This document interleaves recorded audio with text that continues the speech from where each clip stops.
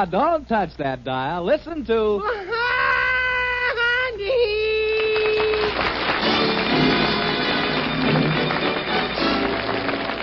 Yes, folks, it's another half hour of fun with Blondie and Dagwood, with Arthur Lake as Dagwood, Ann Rutherford as Blondie, and Hanley Stafford as Mr. Dithers.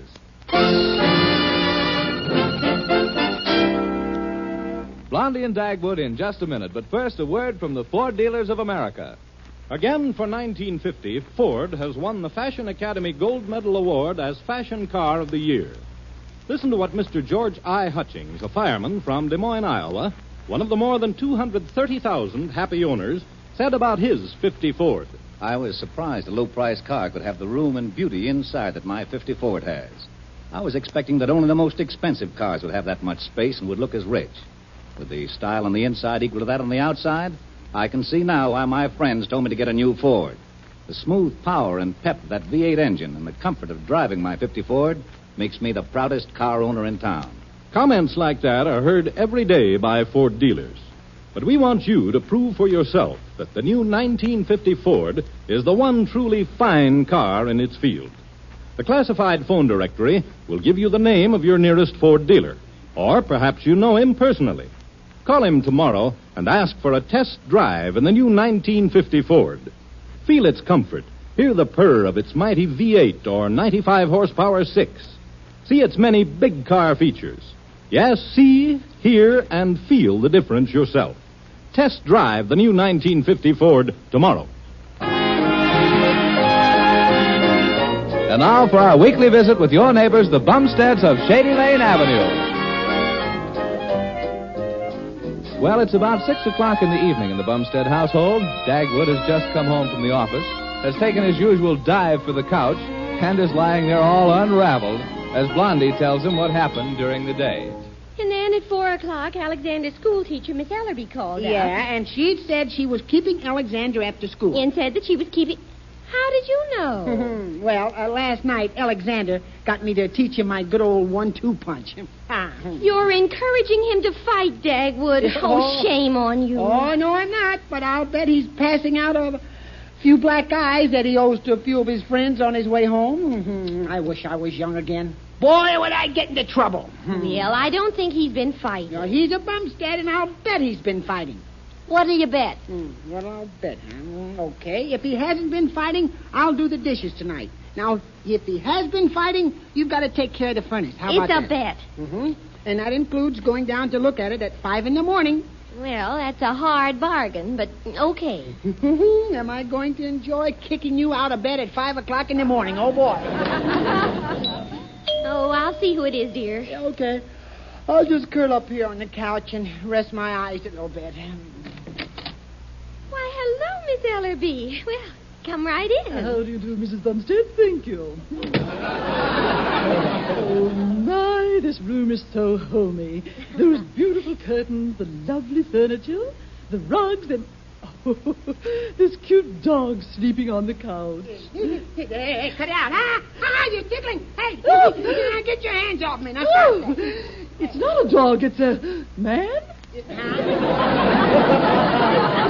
Yes, Miss Ellerby. This is my husband. How do you do, Mr. Bumstead? Yeah. Hello. You know, lying there with your tan suit on, looking at me with those big brown eyes, I was sure you were a Great Dane. Yeah. I just couldn't help scratching your ear. Stop that. I beg your pardon, Mr. Bumstead. There's just such a resemblance. Oh, thanks. Miss Ellerby, you usually come to see us when something's wrong with Alexander's schoolwork. I hope it's not that tonight. Mrs. Bumstead, au contraire. Yeah, I said au contraire. That's French for heck no. Thanks. I wonder if Alexander has told you about his desire to be an actor. Oh, yes. You see, at school we're having a little dramatic offering. Oh, how wonderful. Yeah. If this offering is like the last dramatic offering, we'd be smart to refuse it. Mrs. Bumstead, Alexander has a brilliant talent. I don't think I'm overestimating his acting ability when I say he'll captivate his audience and lay him in the aisles. That's nice. Alexander, an actor? Do you really think he has talent? Oh, yes. I definitely feel the kid has a lot on the ball.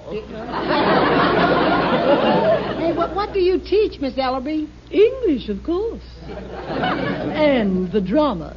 Yes, you can't tell, you know. Alexander might grow up to be another Clark Gable. Oh. Or Van Johnson. Oh. Or Montgomery Clift. Oh, I mustn't do this to myself. I don't know about this, Miss Ellerby. Oh, Mr. Bumstead, it's a very interesting profession. The good actors make as much as $2,000 or $3,000 a week. And that ain't hay. Did you say ain't? Oh, I'm sorry. It just slipped out. Yeah. What would the school board say if they knew you'd Now, said Dagwood. ain't? Mr. Bumstead, I hope you'll keep my little grammatical slip strictly entre nous. Entre nous? That's French for under your hat. Yeah. Okay, sure.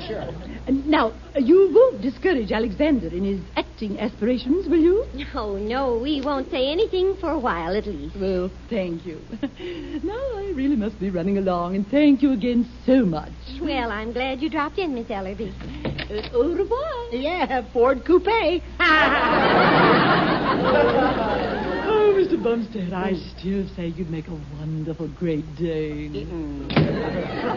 That's a fine English teacher. Now, there, dear. I don't think you look like a Great Dane. Only a little bit around your muzzle. I mean your mouth. Blondie. Oh, I'm just joking, dear. Oh, I think I just heard the back door. That must be Alexander. Oh, is that you, Alexander? Yes, it is I. Alexander, what have you been doing? Oh, good evening, Pater. Huh? Good evening, Mater. Jeepers! I'm so sorry I was delayed. Oh, it's a splendid evening this evening. N'est-ce pas? What kind of talk is that? Alexander, is that you? It always has been. Oh, look, Alexander, look, let's forget all that stuff. Look, have you been fighting today? Oh, perish the thought. Ridiculous. No, look, just answer yes or no, that's all. Yes or no. No, Pater. Hey, what is this Pater business? What is this? Oh, don't you know, old chap? That's British for Latin for my old man. Alexander, look, now, what goes on here? Wait a minute, Dagwood. I know. It's what Miss Ellerby said. You mean that I look like a Great Dane? No. That Alexander might be a great actor. He's being an actor. Oh, yeah, that's what it is. Oh, yeah, I get it now, yeah. Well, Alexander, you just don't talk like yourself. Yeah, and you don't act like a real bumstead either. I doubt if I ever shall again. I'm thinking of changing my name. Alexander. Yes, Pater? And don't call me Pater, I'll call you Potato. Oh, very well, sir. What do you mean you're thinking of changing your name? Well, Mater, I think what your father said about Pater goes double for Mater. Now, what's wrong with your name, please? Well, it doesn't have any dignity. What's the matter with Bumstead? Bumstead, Bumstead, Bumstead. It sounds like a man falling down the stairs. And what name were you thinking of? Well, how about Alexander Barrymore? Of course, it would only be my stage name. Off stage, my name would be Alexander Gable. Yeah. It's lucky my girl's name is Sylvia. Now, see, Dagwood, he does want to be an actor. Oh, no, not that, please. Yes. I can't decide whether to be an actor and be famous or be a ham and make money. Ah, what a decision. To be or not to be, that is the question. A Hamlet, you know. Yeah, I know. No, I played Hamlet once myself. I walked on the stage in tights and the audience laughed, and then I bent over and they split. Then I read my line. Parting is such sweet sorrow. And my pants came down with the curtain. Dagwood. Yeah. Now tell us all about this, Alexander. Oh, it's really nothing, except that you're looking at the star of the school play. Oh, my. Miss Ellaby and I decided that I was the most talented actor in our school. Mm. And about my fighting, Pop, Oh, yes. I won't be in any more fights. Huh? I wouldn't dare take a chance of marring my classic features. You may not be an actor, but you're already a ham. More like his father every day. Well, I've got to go upstairs for a moment now. I wish to see if I can put a little romantic wave into my hair. Tell me when dinner is served. Holy smoke.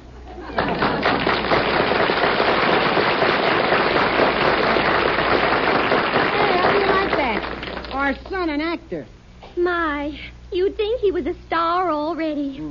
I've never seen him put on such airs. And if he turns out to be good in the play, he probably won't even speak to Yeah, us. imagine Alexander Barrymore. Well, we'll just have to see what happens. But don't you forget now, tonight you wash the dinner dishes. And be sure you don't break any. Yeah, what are you going to do, Blondie? I want to do what you usually do. Oh, you do, huh? Well, let's see. Well, I sit in a big chair with my paper and get real comfortable and loosen my suspenders, and you can do the best you can.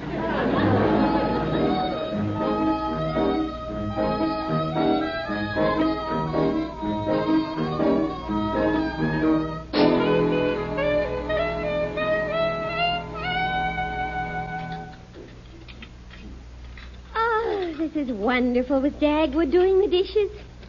If I can make some more bets like that, life is going to be very simple. Oh, no. Well, life will be simple, but we'll be eating off paper plates. Dagwood. Oh, dear. See what you made me do? Now, Dagwood, that was your fault. No, it wasn't. You shouldn't buy such slippery soap. Dishes are leaping out of my hands all by themselves. Well, what did you break? Well, you know that gravy boat? Yes. Well, no one will ever sail in it again. Yeah, it's a complete shipwreck. Well, that's too bad. Yeah. You know, dear, you look very cute in that little apron of mine with the pink ruffles. Yeah, now stop that. Oh, may I powder your little nose? You cut that out. When my nose needs powdering, I'll powder it myself in the powder room. Oh, no. Dear, I'd like to see you wear that apron every night when you wash the dishes. Oh, hey, Pop. Hey, Mom. Father. Oh, Mother, dear. Yeah, what is it? I've been thinking about... Holy smoke, Pop's wearing an apron. Yes, he's doing the dishes. Gee, Pop, you look just like a girl. Yeah, I thought it was Great Dane. Well, I just wanted to tell you that I've decided not to change my name to Barrymore. Well, that's good. How does this sound? Alexander Boyer. But yes, you must come with me to the Casbah. Hedy, we will beget the wood in the Casbah.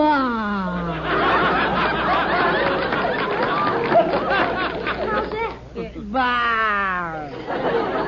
Now go on upstairs and get after your studies, Alexander. And that doesn't include making faces at yourself in the mirror either. Very well, Father, dear.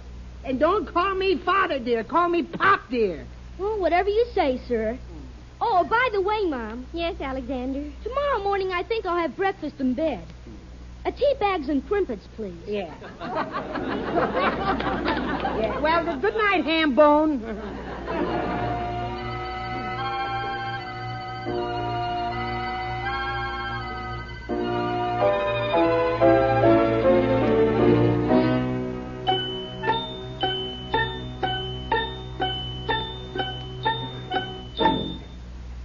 Oh, boy, it's midnight. I'll try my new character out on Mom and Pop. I'll talk in this wastebasket so it'll make my voice sound hollow and gruesome. Oh, boy, they both sound asleep. I'll hide down at the foot of the bed where they can't see me. There. Well, here goes.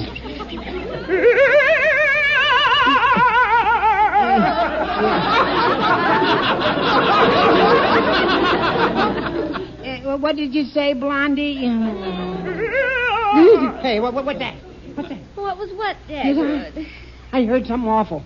It was probably a mouse. It sounded more like a moose. Oh, nonsense. You probably woke yourself up with your own snoring. Yeah, well, I don't snore that loud. Yes, you do. I've had to tell our neighbors that you're testing a foghorn for Point Magoo. Yeah. You're dreaming, dear. Oh, yeah.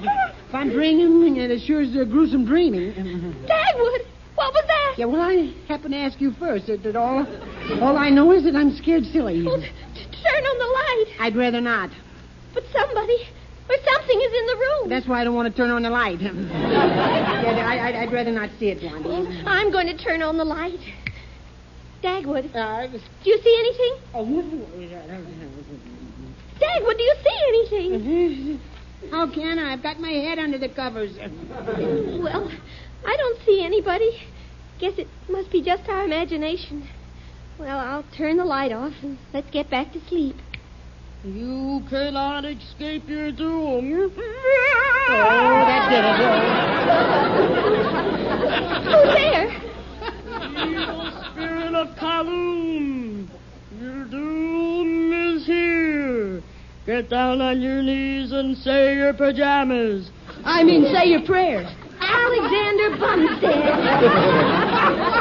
No, I'm Alexander Karloff. Alexander Bumstead. Where's that light switch? Well, how'd you like that bit of acting? Oh, Dagwood, I want you to take Alexander into his room and give him a... Dagwood? Dagwood? Alexander, look what you've done to your father. He's fainted. Get some water. Gosh, what a tribute to my acting ability. I laid him in the aisle.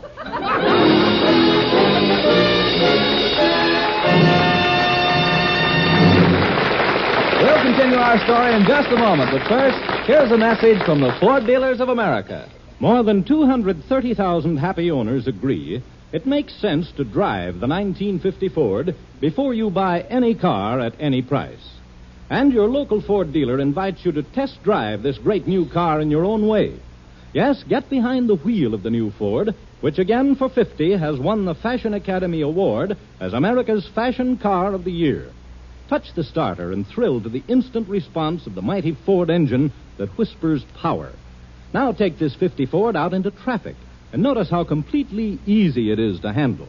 Then to the open road and feel the big car stability, the solid comfort of Ford's famous midship ride. Then glide to a smooth, even stop with Ford's king-size brakes.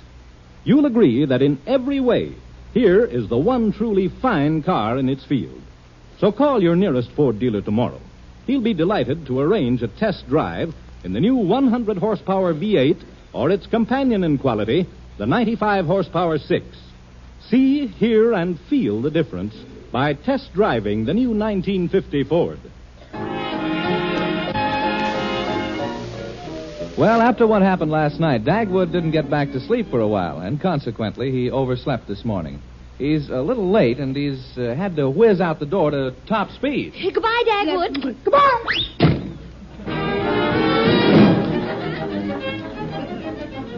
Well, it's almost 9 o'clock and he's not here yet. This morning he's going to be late for sure. 1, 2, 3, 4, 5, 6, 7, 8, 9. Well, there's 8, but where's 9? Come on, you crooked clock. Strike 9 or I'll take you apart and give you the works. I made it. There. Bumstead! What?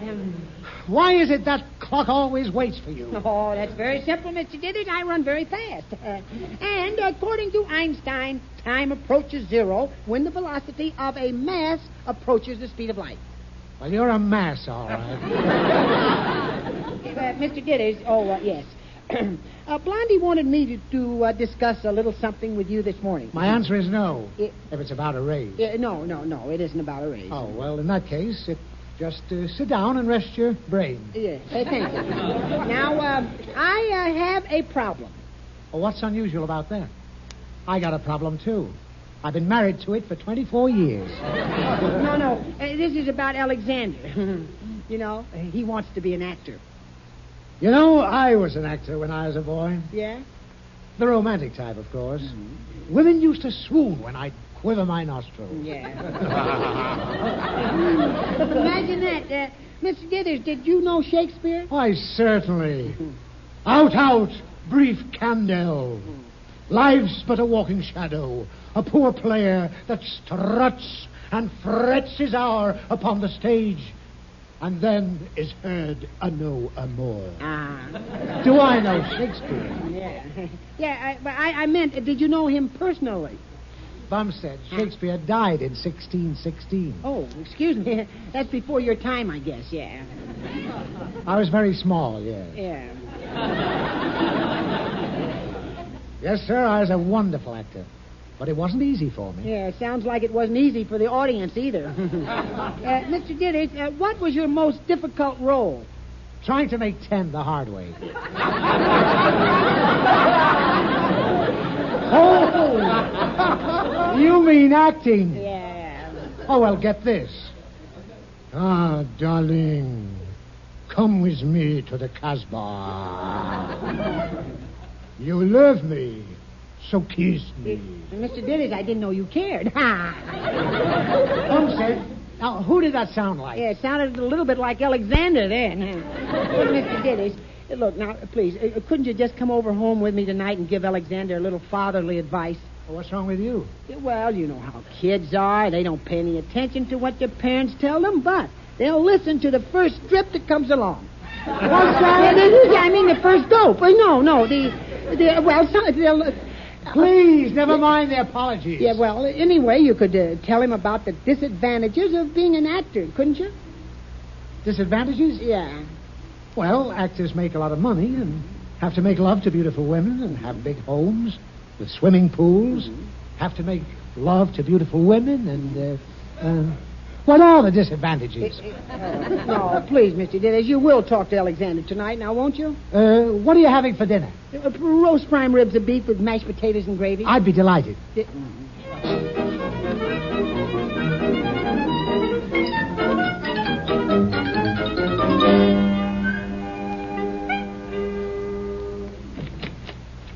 Hello, dear. Hello, Mr. Dithers. Hi, honey. Hello, Blondie. Mr. Dithers. Well. So this is the vest pocket James Mason. Mr. Dithers, I'd like to have a little talk with you. You might at least wait until I ask you first. Well, we'll be out in the kitchen. Come on, Dagwood. No, I think I'd rather... Dagwood. Alexander, I understand that That's what I wanted to talk to you about, Mr. Dithers. You're a man of the world, aren't you? Well, I've been around, if that's what you mean. You catch on. You see, as an actor, I may have to play that I'm sort of devil-may-care type. You know, a whirl with the girls. I thought you might be able to give me a few pointers. Alexander, you come to the right man. What's the first approach, J.C.? Well, first you... J.C. I mean, Mr. Dithers. That's better. Well, first you flatter the girl. If she's beautiful, tell her she's the most beautiful thing you ever saw. Tell her that compared to her, Ava Gardner looks like Gravel Gertie. Well, what do you do about homely girls? You avoid them. Is that all? Is that all? I could go on the subject of women for 3 or 4 hours. Well, go on, Mr. Dithers, go on. Well, now, suppose you have a pretty secretary, and there she is taking dictation.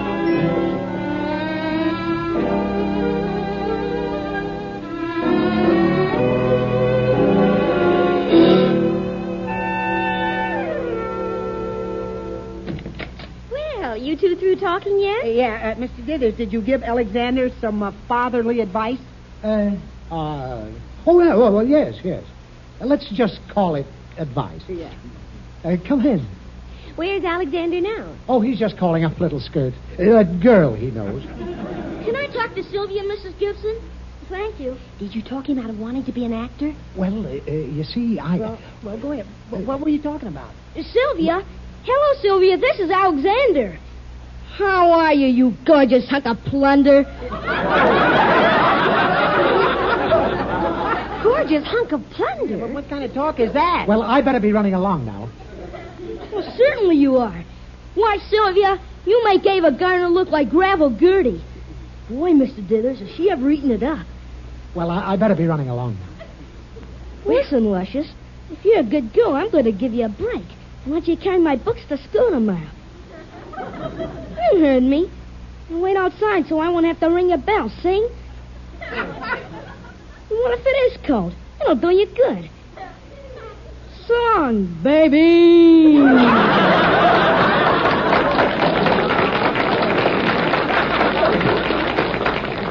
See you later, fellas. Mr. Dithers! Yeah, well, what kind of fatherly advice was that?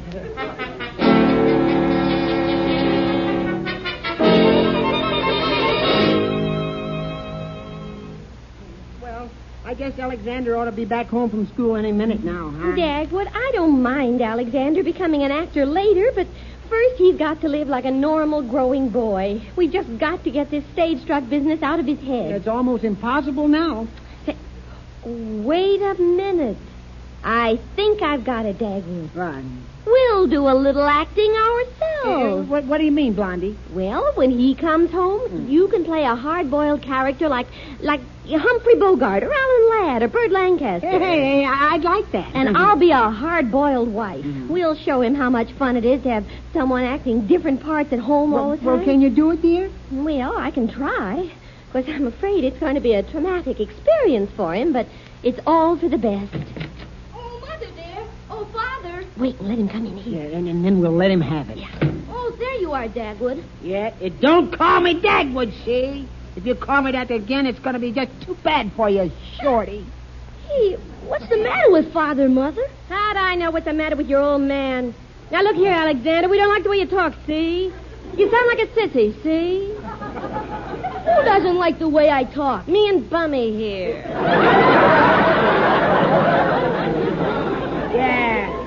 Yeah, another thing. None of that panty-waist talk or we'll fan your pants with a baseball bat, see? Holy smoke! Hey, what's the matter? What's wrong? And it's going to be just too bad for you if you threw your coat on the floor in the hallway. Hey, come on, let's go take a gander and see if he did it, Bummy. Okay, baby. I brought someone home with me. Yeah? Good afternoon, Mr. Bumstead. Yeah, who's this gorgeous dame here? Come here, you beautiful hunk of junk. I'll bite you on the neck. Right, leave it. Get me out of here. Oh, holy smoke. That was Miss Ellaby. Oh, my. What did I say, Oh, Blondie? Dagwood, you scared her out of the house. Yeah. What will she think of us now? Well, I don't know what to think of you myself. I just came home to tell you that I decided to give up acting. Yeah, what? Well, why didn't you tell us that before? Well, you see, they're starting a special gym course in judo, and I can't act in the play and take the judo stuff, too. Well, that's a relief, Alexander. Yeah, it certainly is. It's more like it, son. I like to have you learning a few self-defense tricks. What sort of tricks are they teaching you, dear? Well, here's one, Mom. I slip behind Pop like this, crouch down, grab his coattails, and pull like this. Oh, that's nice. Wow!